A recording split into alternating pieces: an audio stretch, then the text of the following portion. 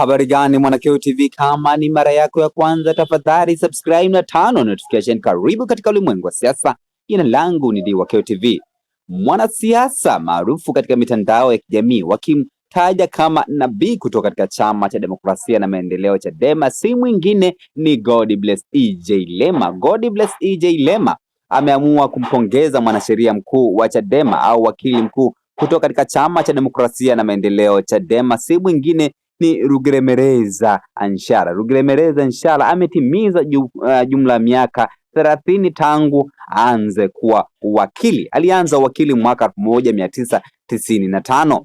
Pasi na kupoteza muda, nasoma ujumbe wa Godbless Lema kwa Rugemeleza Nshala ambaye ni wakili mkuu kutoka katika chama cha demokrasia na maendeleo Chadema, na nukuu: endelea kusimama imara katika kweli na kutenda wema bila kuchoka, kwa maana kwa wakati wake juhudi zako zitazaa matunda na historia itashuhudia ujasiri. Kwa maana imeandikwa Wagalatia 6:9, wala tusikate tamaa kutenda mema, kwa maana kwa wakati wake tutavuna kama hatutakata tamaa. Mwisho wa kunukuu hichi ambacho ameandika Godbless EJ Lema.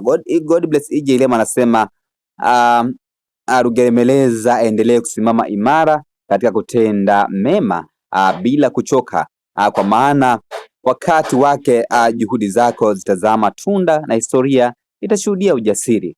Kwa maana imeandikwa Wagalatia 6:9, wala usikate tamaa kutenda mema, kwa maana kwa wakati wake tutavuna kama hatutakata tamaa.